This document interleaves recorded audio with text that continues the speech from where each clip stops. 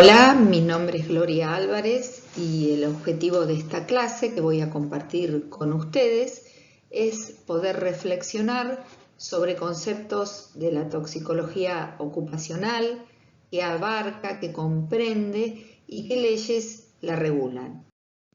Para iniciar esta clase vamos a retomar el concepto de toxicidad, que ya se ha discutido en otras clases anteriores, donde se ha plasmado que la toxicidad es la capacidad de una sustancia química, en este caso, en esta materia, de poder producir efectos adversos a distintos organismos vivos. Nosotros particularmente, la mirada que tenemos en esta materia son los efectos adversos a los seres humanos. De acuerdo a las distintas fuentes de las cuales provengan las distintas sustancias químicas, van a hacer que se definan las distintas áreas de la toxicología. Por ejemplo, la contaminación de sustancias químicas en alimentos y el consumo de esos alimentos definen la toxicología alimentaria. Como vemos en la diapositiva, tenemos distintas áreas de la toxicología que definen distintas etiologías o causas de las intoxicaciones. Dentro de las distintas áreas se encuentra la toxicología ocupacional, que refiere a las actividades laborales del ser humano. Entonces, la toxicología ocupacional es el área de la toxicología que relaciona los posibles riesgos químicos, biológicos o físicos en el ambiente laboral. Hablamos de riesgos, de probabilidad de que esa sustancia produzcan efectos adversos. Generalmente se evalúa el riesgo o también se puede evaluar el efecto adverso y correlacionarlo con la actividad laboral. Vuelvo a hacer hincapié que el uso de sustancias químicas puede decaer o plasmarse en el concepto de riesgo químico. Puede ser que no solamente esas sustancias químicas peligrosas produzcan efectos adversos para la salud humana, por ejemplo, un trabajador de una fábrica de baterías, de un taller mecánico con plomo, sino que también esa sustancia química puede ser peligrosa para el medio ambiente, alterar los ecosistemas o generar situaciones extremas como incendios, explosiones. Todas esas probabilidades de efectos adversos deben ser evaluadas en el uso de una determinada sustancia química, que será definida como peligrosa justamente evaluando todas esas posibilidades de efectos adversos. Del concepto más amplio de riesgo químico, que como recién vimos en la diapositiva anterior, incorpora el medio ambiente, las explosiones y la salud, ahora vamos a acotar al concepto de riesgo toxicológico, que específicamente se refiere a la probabilidad. Vemos cómo se vuelve a repetir el concepto de probabilidad de que una sustancia química en condiciones determinadas de exposición pueda generar efectos no deseados en la salud de las personas o de los trabajadores que están expuestos a esas sustancias químicas. También el concepto de riesgo en el ambiente laboral es mucho más amplio. Como vemos en esta diapositiva, podemos estar expuestos en nuestros trabajos a riesgos por efecto físico, temperaturas, ruidos. Es bastante frecuente en algunos tipos de actividades laborales que los ruidos sean demasiado fuertes y generen efectos adversos. Por ejemplo, en la conducción de trenes donde los trabajadores tienen que tener dispositivos especiales en los oídos, ergonómicos, posiciones que sean no demasiado favorables para la salud del trabajador. Ahora, nosotros de ahora en más nos vamos a localizar por nuestra disciplina, por nuestra materia, en los riesgos químicos en el ambiente laboral. Como vemos en esta diapositiva, el riesgo tóxico, la capacidad de producir el efecto adverso de una sustancia química, fundamentalmente se relaciona con su toxicidad, justamente capacidad de producir efecto adverso, y la cantidad o dosis que llega al organismo, que ingresa al organismo, la dosis absorbida. Ahora, esas dos variables están influenciadas por muchas otras variables, como por ejemplo, cómo se presenta la sustancia química, si está en forma de sal, si es por ejemplo, un metal en forma metálica, en forma cero, la concentración de la sustancia, la cantidad de sustancia a la que está expuesto el trabajador, el tiempo o las horas, en el caso laboral, a la que la persona está expuesta, la vía de entrada, si tiene, por ejemplo, máscara y si inhibe el ingreso por vía respiratoria, si la sustancia, por ejemplo, es liposoluble y puede ingresar también por piel, la composición, o sea, vemos que son muchas las variables que van a definir el riesgo tóxico y en última instancia la posibilidad de que esa persona desarrolle algún tipo de enfermedad, lo que se llama enfermedad laboral. Bueno, acá tenemos un ejemplo de lo que se llama toxicidad intrínseca de cada sustancia. Vemos que en este ejemplo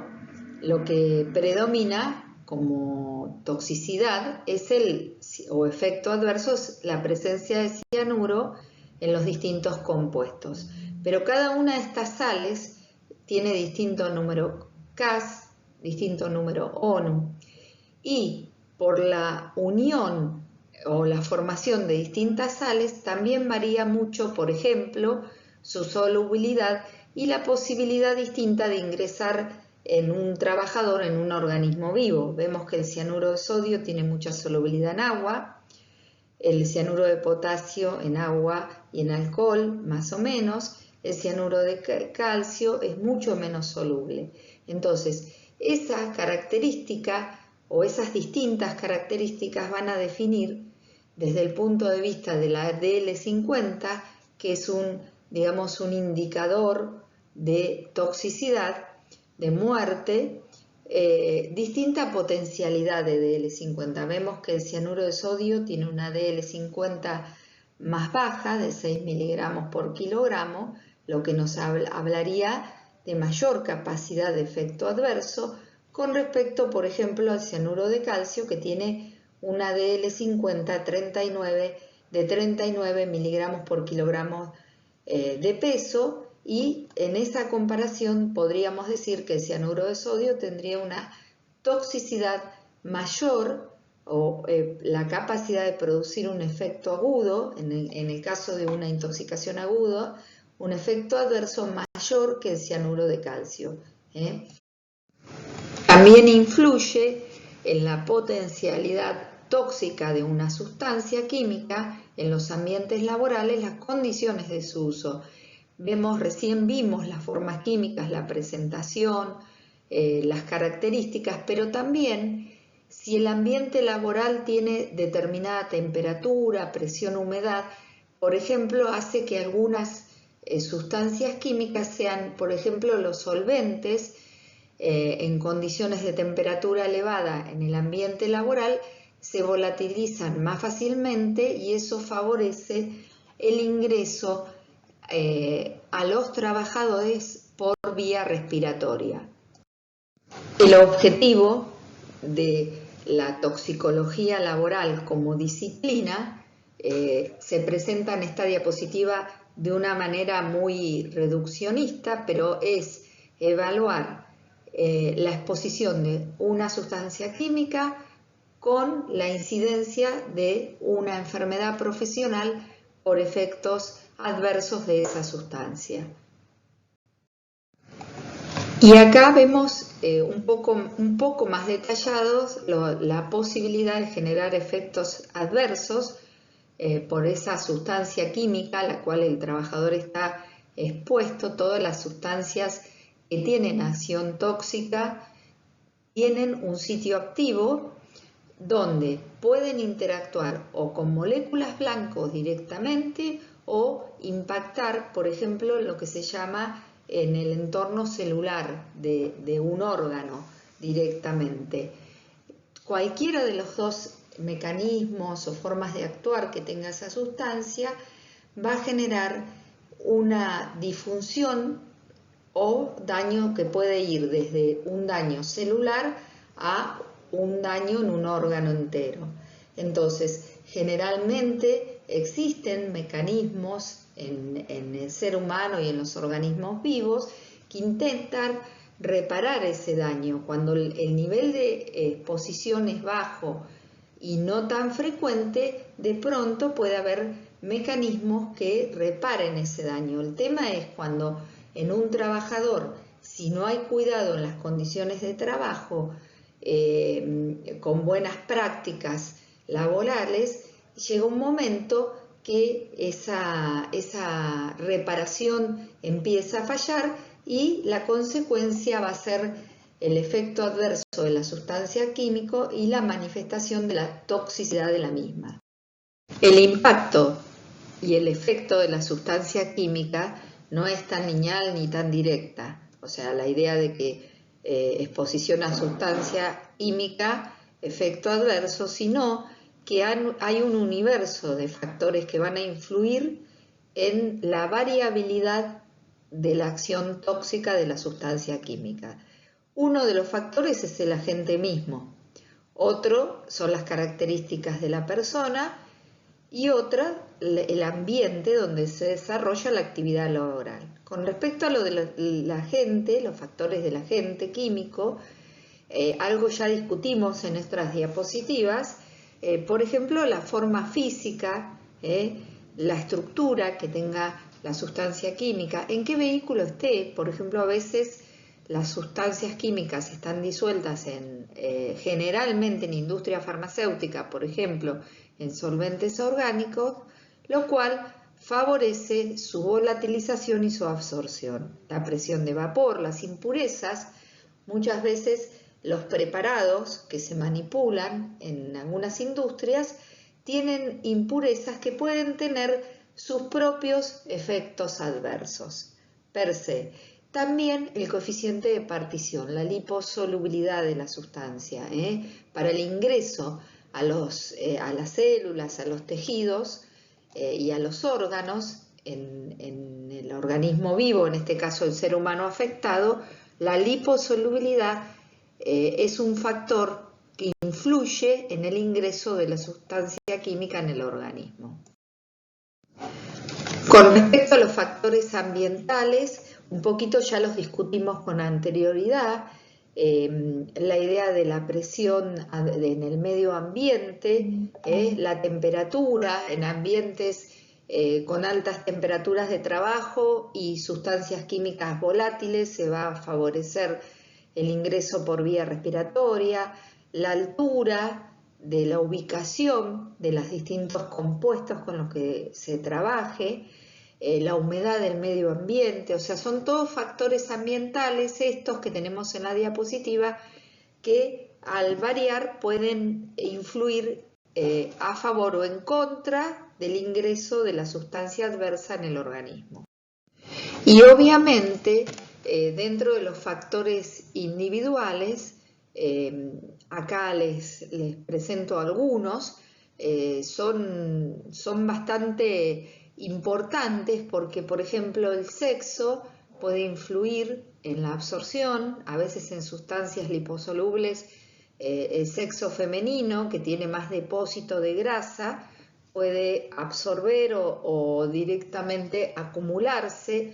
la sustancia química en algunas zonas del organismo, por ejemplo, los bifenilos policlorados, que son sustancias de tipo cancerígenas, se ha visto que tienden a depositarse en grasa en general y particularmente en grasa mamaria en las mujeres, donde favorecerían su efecto adverso. Los hábitos también, el no cuidado, por ejemplo, de respetar las condiciones todo lo que hace a la vestimenta para poder trabajar, comer en el sitio de trabajo, no tener, por ejemplo, un comedor totalmente aparte, no higienizarse manos o partes que podrían haber estado expuestas a las sustancias químicas, factores genéticos que predisponen a una vulnerabilidad mayor a esa sustancia, la edad,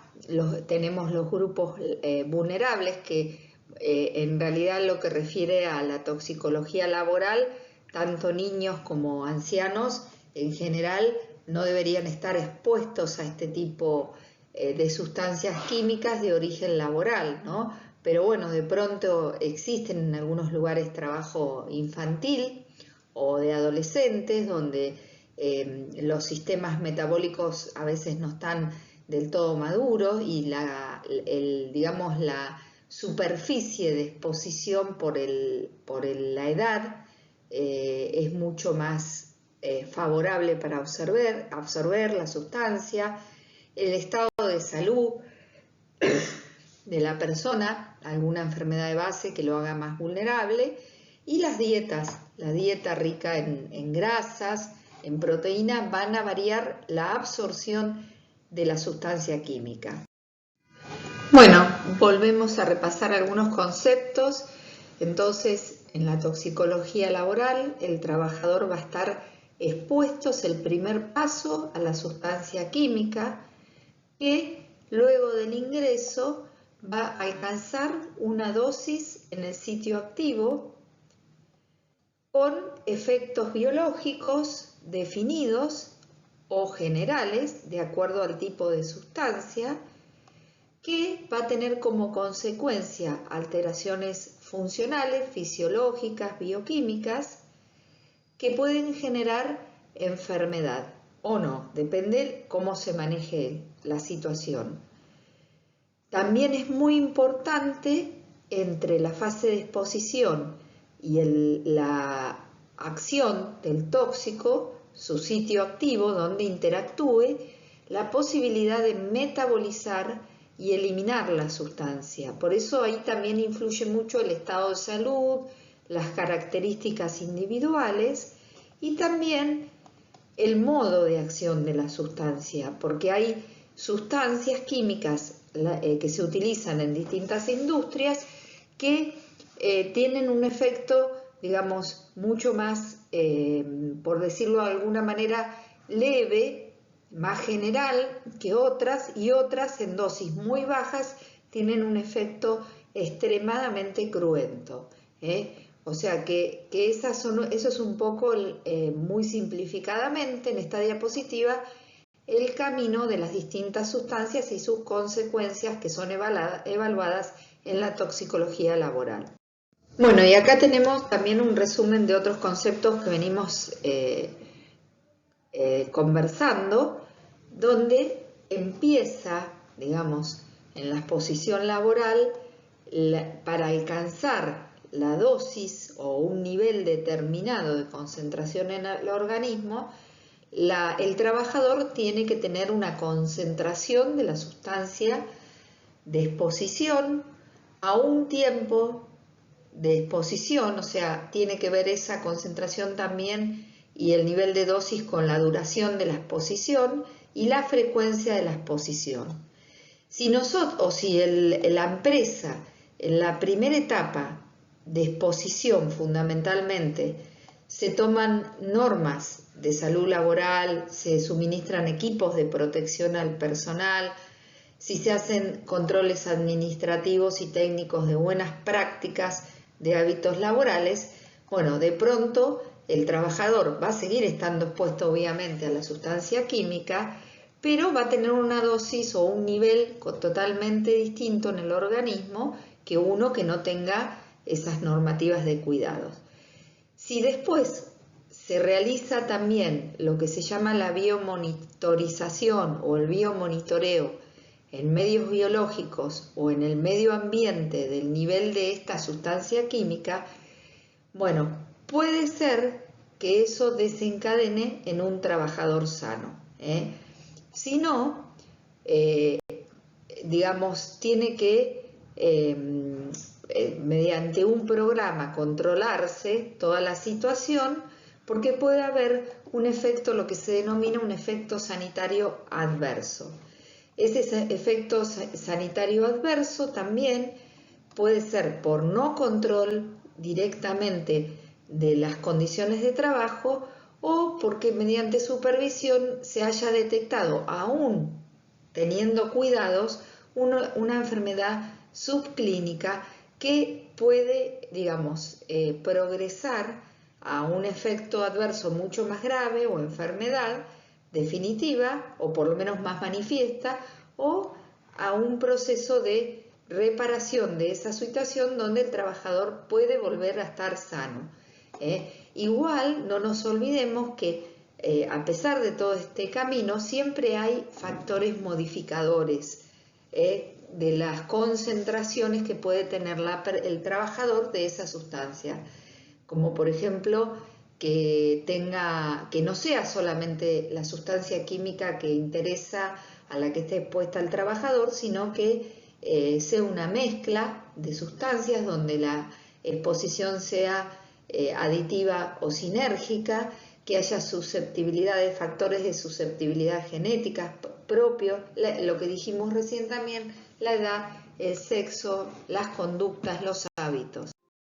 Entonces acá, en lo que refiere a la toxicología ocupacional, es fundamental un concepto, una palabra, pero que involucra una dedicación muy importante de parte de las empresas que contratan a los trabajadores, de las leyes, del Estado, de las ART laborales, es la prevención. Vemos en la diapositiva algunas imágenes de máscaras, el uso de trabajadores de cascos, de chalecos especiales, todas las normativas, manuales de condiciones de buenas prácticas de trabajo. Vemos dispositivos para evitar los ruidos fuertes, que el trabajador lo sienta permanentemente, guantes, filtros. O sea, es fundamental la prevención para no favorecer que se llegue a la etapa final de la exposición a sustancias químicas en ámbitos laborales, que muchas veces no es la enfermedad, sería la última etapa, pero hay etapas anteriores justamente donde hay primeras manifestaciones de esa enfermedad, pero que después cuesta mucho revertirlas según las características de la sustancia química. Por ejemplo, en sustancias cancerígenas, bueno, la persona tal vez estuvo expuesto en años anteriores, eso no se monitoreó, no se controló, y años después puede aparecer algún tipo de cáncer que a veces ni siquiera se relaciona con la ocupación de la persona enferma. ¿Cuáles son las herramientas de control para el trabajador expuesto a sustancias químicas? Fundamentalmente tenemos el control del medio ambiente y el control biológico.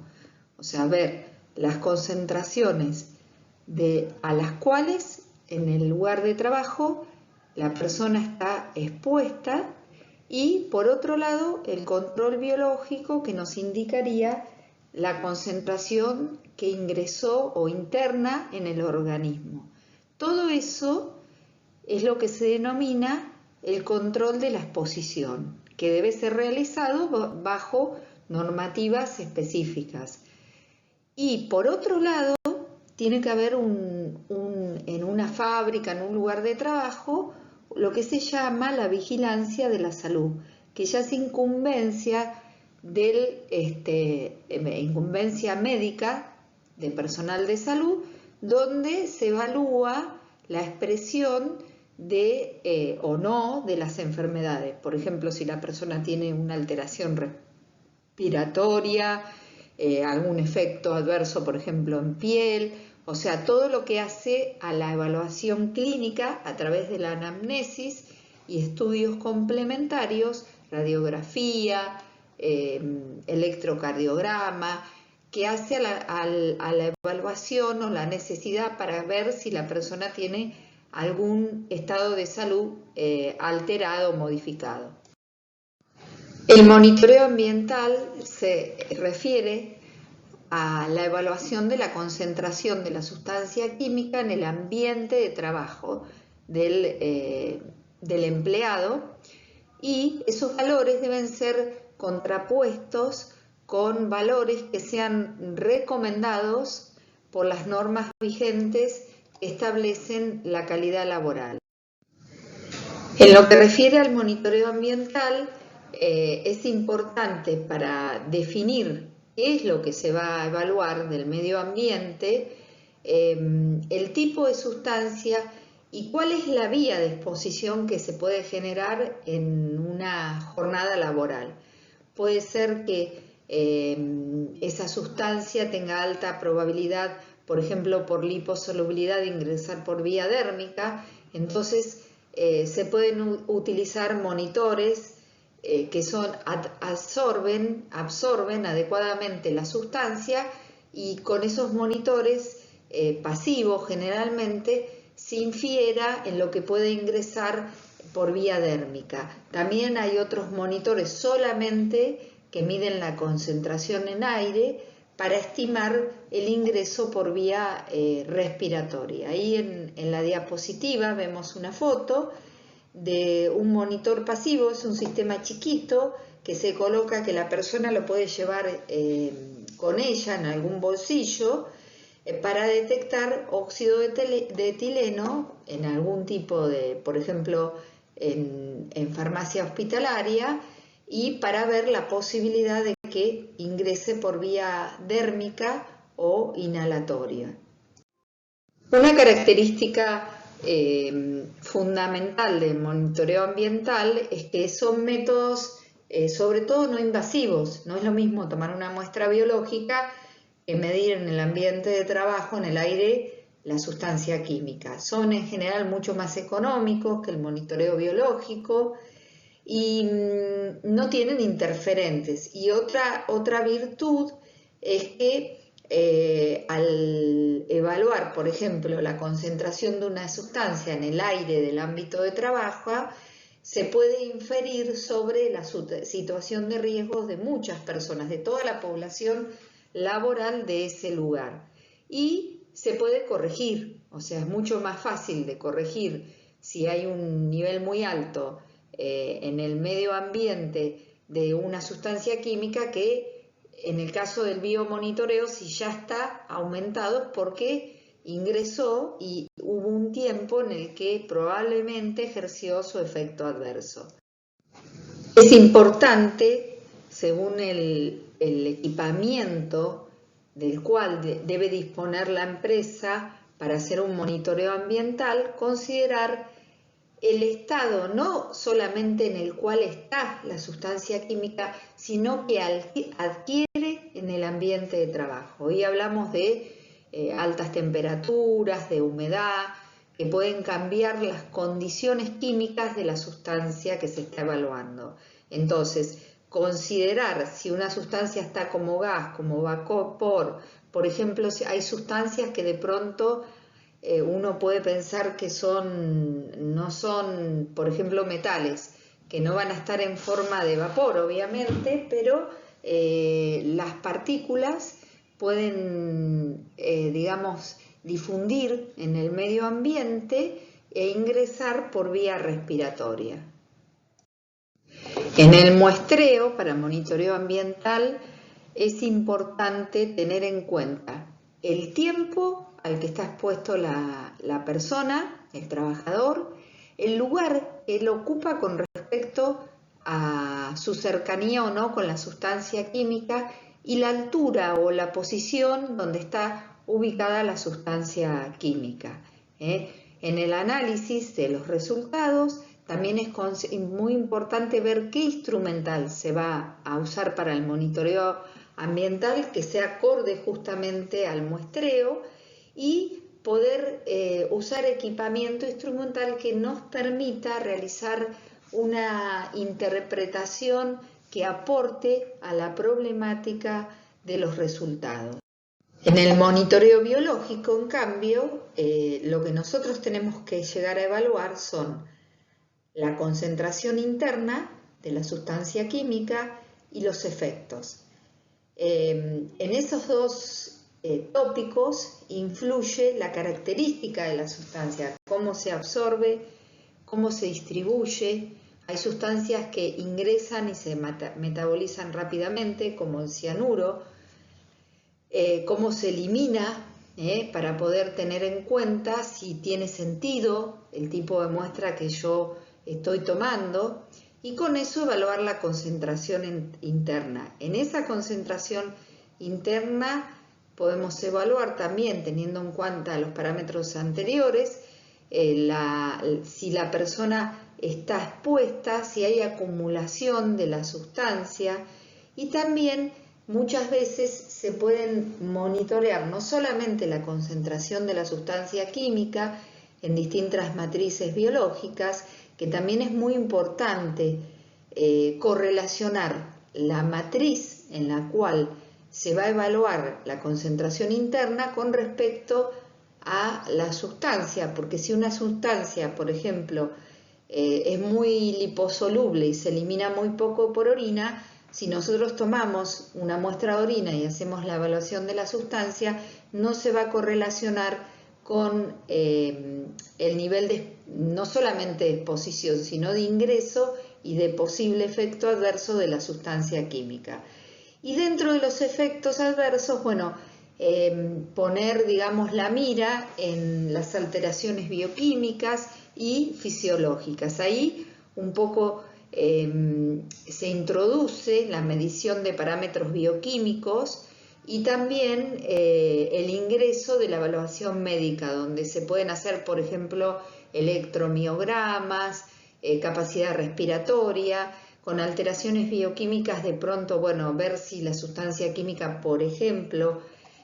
afecta los niveles de triglicéridos o de algún marcador que tenga correlación con el efecto adverso de la sustancia química. El monitoreo biológico nos lleva a dos conceptos muy importantes, que son el de marcadores o biomarcadores de exposición y biomarcadores de efectos, que si bien los dos tienen una correlación con la exposición a la sustancia química, nos brindan distinta información. El biomarcador de exposición se refiere a la sustancia química o algún metabolito de la misma o al producto de interacción entre la sustancia química y alguna molécula o célula que se mide en un determinado compartimento del organismo o alguna matriz específica. Lo que más se prefiere medir como biomarcador de exposición es el mismo tóxico, por ejemplo, plomo en sangre, pero muchas veces el tóxico interactúa con alguna matriz biológica o alguna fanera o pelo. Por ejemplo, en el caso de arsénico, se mide el arsénico en pelo como un biomarcador de exposición crónica. Entonces, es necesario en ese caso implementar técnicas analíticas para poder medir el tóxico que liberen de su unión a pelo. El arsénico se une a grupos sulfidrilos y queda unido a los grupos sulfidrilos que componen la estructura del pelo, para poder evaluar el grado de exposición de la sustancia. Pero siempre, se mida lo que se mida en distintas matrices o fluidos biológicos, tiene que estar presente, en última instancia, en realidad, lo que se mide es el tóxico o algún metabolito directo del mismo. ¿Y por qué es tan importante el biomarcador de exposición? Porque nos dan una evidencia de que el tóxico está en el organismo, nos da idea, de acuerdo a su concentración, del grado de afectación o de impregnación que tiene el trabajador a ese tóxico, y también al medir la concentración en distintos medios biológicos nos permiten estimar posibles efectos adversos que pueda sufrir la persona en ese momento o a futuro. En cambio, el biomarcador de efecto, como su nombre lo indica, es un indicador que se mide de la consecuencia de la presencia de esa sustancia química o tóxico. Tiene que ser directa o específica de la acción de ese tóxico. Por ejemplo, en el caso de los plaguicidas fosforados en trabajadores del agro, la característica que tiene el plaguicida fosforado es que inhibe la enzima colinesterasa, tanto plasmática como eritrocitaria. Entonces, un biomarcador de efecto de exposición a plaguicidas fosforados de tipo laboral es evaluar las concentraciones de las dos enzimas, la sérica y la eritrocitaria. Por ejemplo, también en el caso de plomo, que se une a grupos sulfidrilos, pero particularmente interactúa en distintas enzimas de la síntesis del HEM y de la hemoglobina. Entonces, medir plomo en sangre y la concentración, por ejemplo, de hemoglobina o evaluar el recuento de glóbulos rojos nos daría una idea del grado de afectación. Los biomarcadores de efecto justamente no miden el grado de impregnación del tóxico como los biomarcadores de exposición, sino la consecuencia fisiológica, bioquímica, celular, tisular de la acción de ese tóxico. Bueno, es importante cuando se va a medir el biomarcador de efecto estimar que sea directo con la exposición al tóxico, o sea, porque muchas veces hay algunos parámetros bioquímicos, fisiológicos, que se pueden ver afectados por la presencia del tóxico, pero que son consecuencias clínicas de la enfermedad, pero no que estén directamente relacionados con la interacción del tóxico con algún tipo de sitio blanco de su acción. Y por último tenemos los biomarcadores de susceptibilidad, que lo que indica su valoración es algún tipo de alteración bioquímica o fisiológica que haga que la persona esté predispuesta, más allá de lo que produce per se el tóxico, a efectos de esos agentes químicos más intensificados o a veces menos. Por ejemplo, puede ser una característica genética intrínseca de la persona, alguna enzima metabólica que por alguna alteración congénita o genética esté modificada o que falte, ¿no? O disminuida algún tipo de enzima, o una enfermedad persistente de base que haga que esa persona metabolice distinto, por ejemplo, una sustancia tóxica, o por ejemplo se afecte o esté afectado, por ejemplo, el sistema de eliminación a nivel renal por justamente alguna susceptibilidad particular, y que haga que se modifiquen fundamentalmente los niveles de la sustancia tóxica. Son poblaciones susceptibles per se, los ancianos, los niños, las mujeres embarazadas, donde en todas estos grupos poblacionales están alterados los sistemas metabólicos. En el caso de los ancianos, por ejemplo, la edad va teniendo como consecuencia que sus sistemas metabólicos estén más envejecidos, que el sistema hepático o el hígado funcione por la misma edad con una actividad más disminuida, y eso puede impactar de alguna manera en los niveles de concentración del tóxico. Lo mismo pasa con los niños, donde alguna sustancia química puede ser menos metabolizada y eliminada por la inmadurez justamente de sus sistemas metabólicos. Y un caso bastante particular es el de las mujeres embarazadas, donde justamente por todos los procesos fisiológicos normales del embarazo, de pronto los mecanismos de eliminación o de metabolización de algunas sustancias estén modificadas. También puede ser un sesgo genético particular. Hay personas que son metabolizadoras lentas del etanol, de las bebidas alcohólicas, por algunas alteraciones a nivel heredada genéticamente, pero que impactan en la actividad de algunas enzimas de la metabolización del etanol, que hace que sean metabolizadores lentos. Entonces, frente al consumo, por ejemplo, de una cantidad de alcohol igual, la persona que es genéticamente diferente, la misma cantidad de alcohol les produce un efecto totalmente distinto. Si bien esos son ejemplos que tal vez no tengan que ver específicamente con la actividad laboral, pero bueno, de pronto una persona que pueda estar expuesta a algún solvente que tenga etanol o metanol por su actividad laboral puede tener esa susceptibilidad particular. También pensemos mujeres embarazadas en actividades o en ámbitos laborales, los cuidados que hay que tener y evaluarlas y observarlas de una manera y cuidarlas fundamentalmente para que no estén expuestas a sustancias químicas de una manera muy especial. Bueno, y hoy hablamos de la importancia de la vigilancia médica y el examen clínico, porque una buena anamnesis puede rescatar información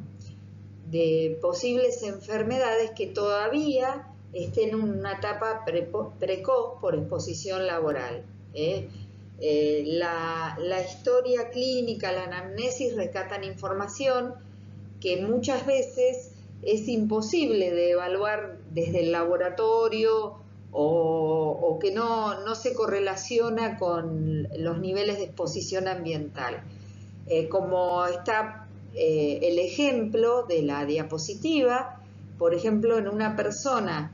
que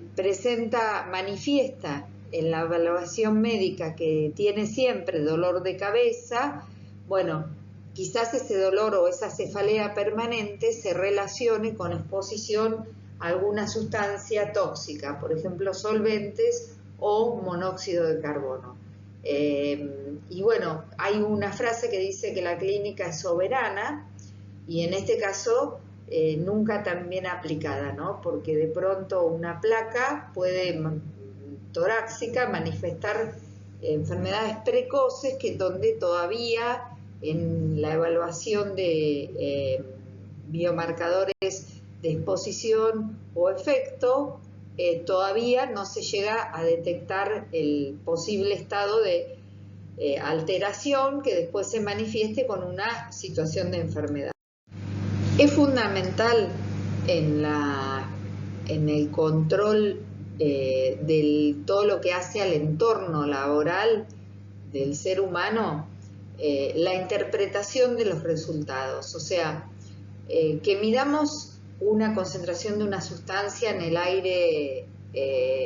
donde trabaja la persona, que midamos un parámetro o el tóxico mismo en sangre. Si eso no se compara y no se correlaciona con datos de referencias, muchas veces no tiene sentido hacerlo, porque ¿contra qué se compara? ¿Contra qué se chequea? Es fundamental asegurar que lo que se mide esté bien realizado, por decirlo de una manera, ¿no? Que sea eficaz y seguro. Ver las tendencias. Muchas veces hay datos que tienen una tendencia de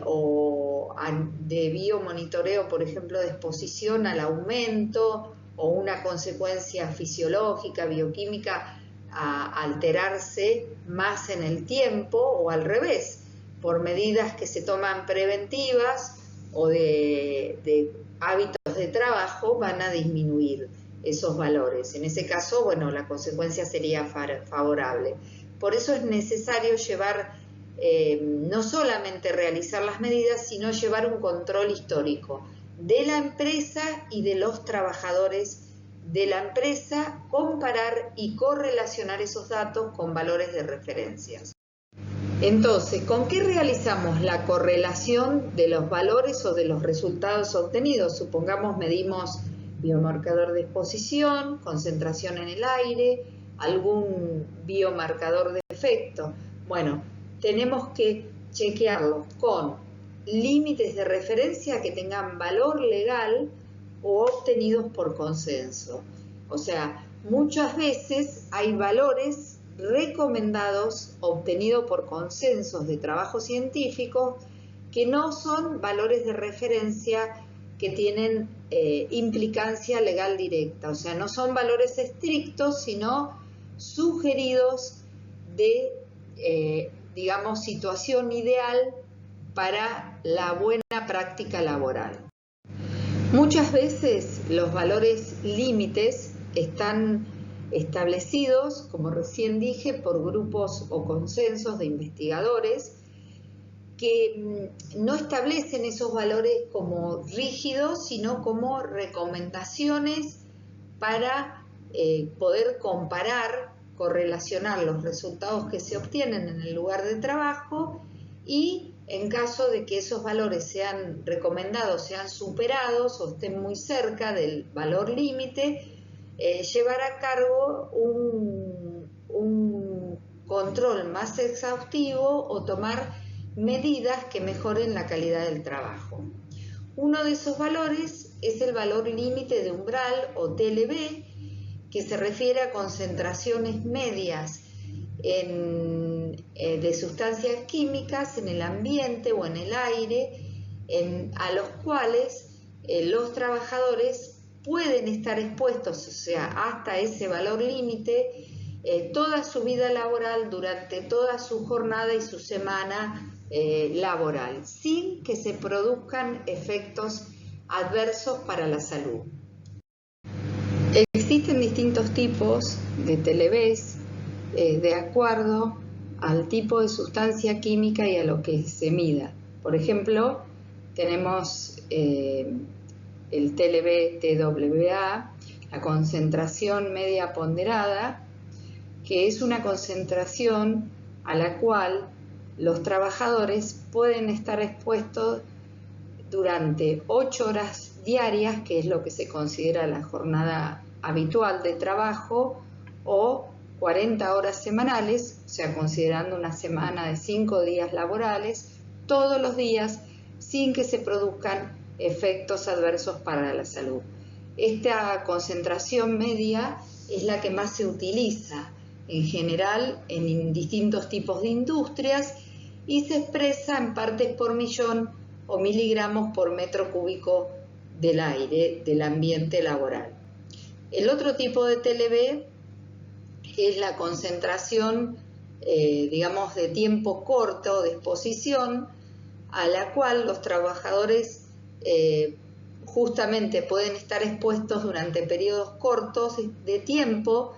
sin sufrir ningún tipo de daño irreversible, irritación o narcosis. Si vemos, el tiempo que está establecido de esa concentración media es de 15 minutos, no más de 4 veces al día, con espacios de 60 minutos entre cada una de las exposiciones. Este tipo de TLB se establece justamente para sustancias que puedan ser o muy volátiles o de muy alto riesgo para la salud, donde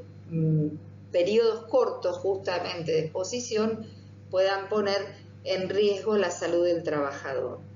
Y la otra es la TLB Saline, que es una concentración que en ningún momento debe ser superada, o sea, la concentración del ambiente, del aire, del trabajo, de ese tipo de lugar laboral, tiene que estar permanentemente por debajo de esa concentración. Otro de los indicadores que tenemos es el índice biológico de exposición o BEI. El índice biológico de exposición representa un valor también recomendado, igual que el TLB, pero en este caso de concentración del tóxico o alguno de sus metabolitos en muestras biológicas, o sea, directamente uno va a medir la concentración de esa sustancia en el trabajador. Uno tiene una idea con esta evaluación de lo que ha ingresado el organismo, porque muchas veces justamente todas las variables que estuvimos conversando del medio ambiente, lo particular, pueden hacer que en un grupo de personas todos estén expuestos a la misma concentración en el ambiente, pero lo que terminan teniendo en el organismo sean distintos, su concentración del tóxico y por lo tanto su manifestación de patología o no. Esto nos da una idea, el índice biológico de exposición, lo que ha ingresado al organismo, lo que se ha acumulado, y también evalúa la concentración de esa sustancia tóxica que ha ingresado por todas las vías posibles de exposición del trabajador. Las dos leyes, a su vez, que regulan, digamos, los riesgos de trabajo en Argentina son la Ley Nacional 19.587 y la Nacional también 24.557. La primera, la 19.587, establece, digamos, todo aquello que hace al espacio de trabajo, o sea, cuáles son los lugares de trabajo, qué características tienen, por ejemplo, la ubicación de lugares donde se manipulan sustancias,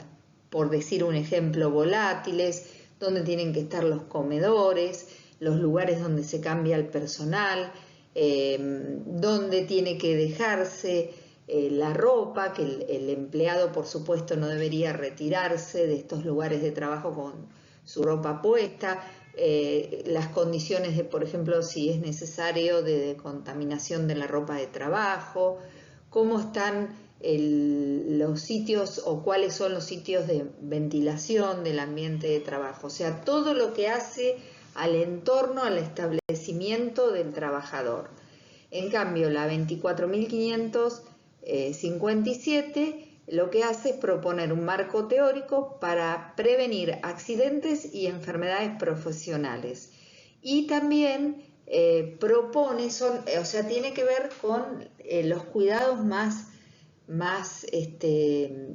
finos, por decirlo de alguna manera, de las condiciones de trabajo para que no se produzcan ni enfermedades ni accidentes. Y aparte, si se produce alguna situación, digamos, no deseada, también regula todas aquellas condiciones de atención médica en forma, digamos, precisa y todas esas, digamos, adecuadas atenciones que tiendan a el restablecimiento o la recuperación del trabajo. Una medida preventiva de la recuperación de una situación no deseada laboral es si una persona en una determinada fábrica tiene valores que están en el BEI o en el límite del BEI o por encima, muchas veces estas leyes hacen que, por ejemplo, la persona, por lo que la manifestación que tiene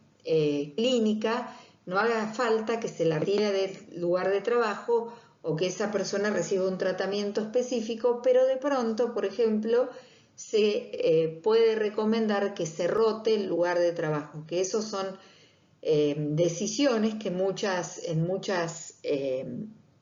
fábricas o lugares laborales por exposición a químico también se toma. En nuestro país existe una aplicación de esas leyes conjuntamente con digamos, la estandarización de los TLB, o sea, de las concentraciones del medio ambiente y los BEI, y una serie de recomendaciones de la frecuencia de evaluaciones médicas y las posibles decisiones a tomar. En este libro que tenemos en la diapositiva, que es el libro de toxicología laboral, que se refiere a criterios para el monitoreo de trabajadores expuestos a sustancias químicas peligrosas. Los autores de ese libro son el doctor Albiano, que ya falleció hace un tiempo, y la doctora Eda Villamil, uno es médico y el otro es personal de laboratorio bioquímica. Entre los dos han redactado este libro donde, bueno, van estableciendo según los grupos químicos de sustancia todos estos temas que venimos tratando, el tema de los valores guía, las conductas a tomar. Y este libro está supervisado, digamos, o pertenece a lo que se llama la Superintendencia de Riesgo de Trabajo, que es una entidad que depende del Ministerio de Trabajo y de Salud.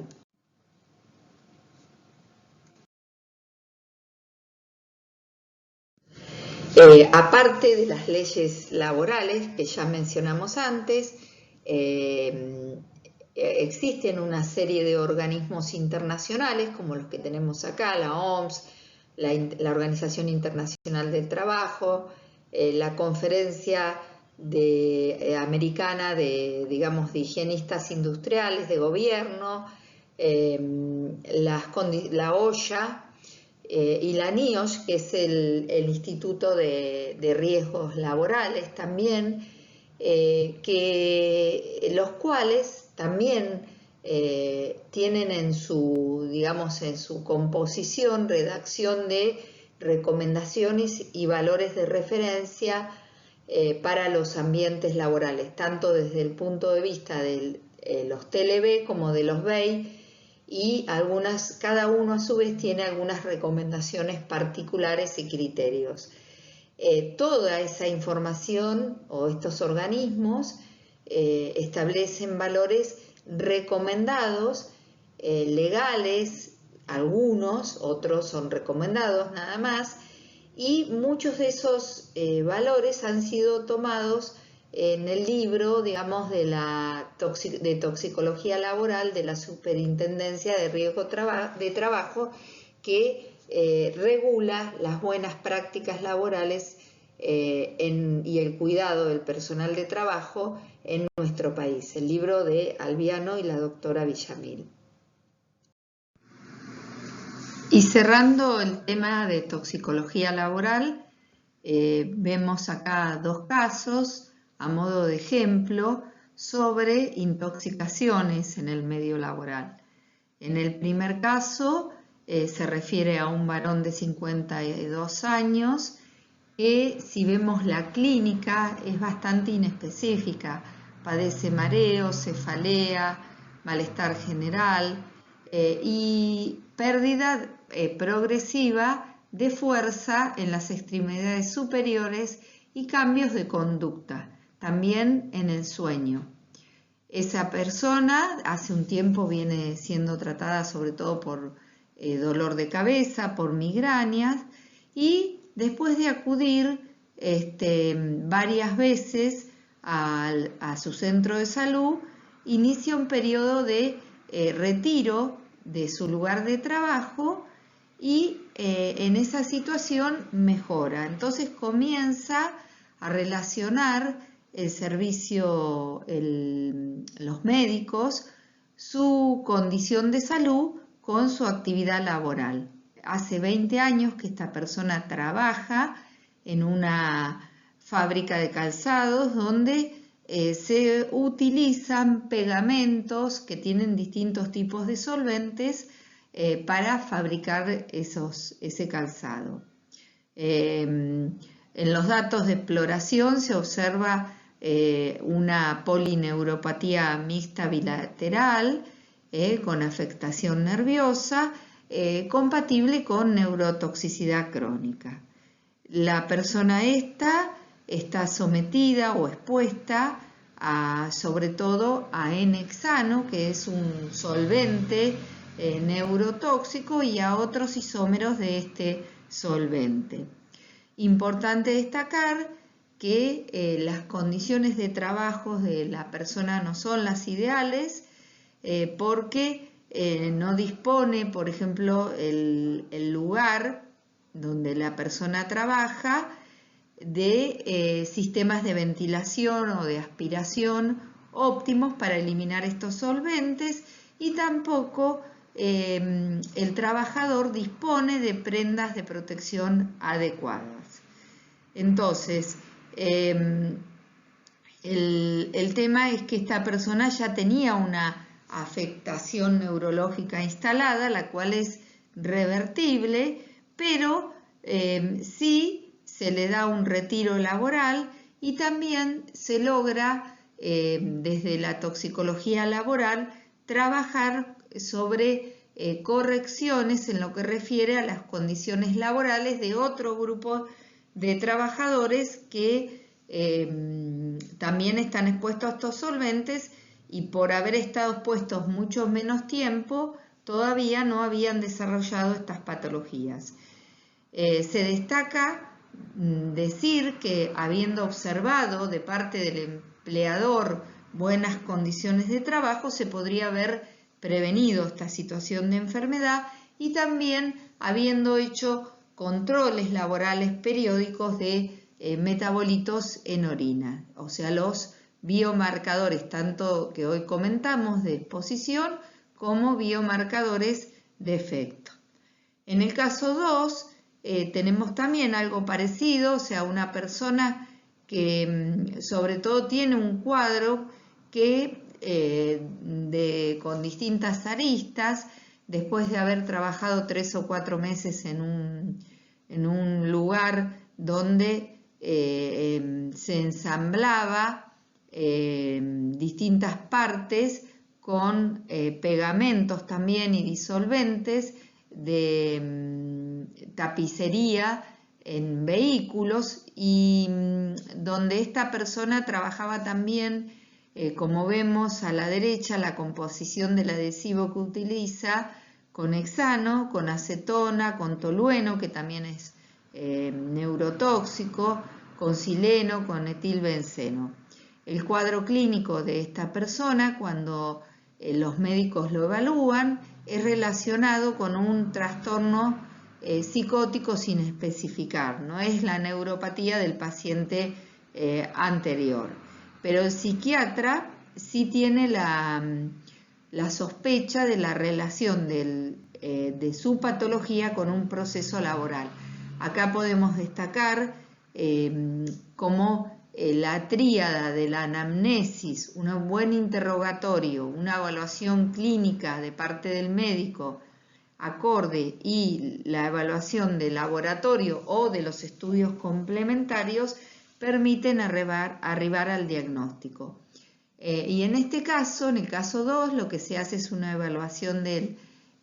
los niveles de concentración en el medio laboral de los solventes, que eso también lo conversamos en diapositivas anteriores, donde se observa que los niveles de solventes son superiores a los que debería haber en el ambiente laboral. Tampoco hay sistemas de ventilación, equipos de extracción, y las condiciones de protección de los trabajadores también son insuficientes. Entonces, lo que se hace es definir que el trastorno psicótico está relacionado con las malas condiciones laborales y la inhalación de solventes durante muchas horas de trabajo. Si bien, de todos modos, probablemente hay factores de susceptibilidad individual que estén relacionados a algún componente de personalidad de esta persona que favorezcan ese trastorno.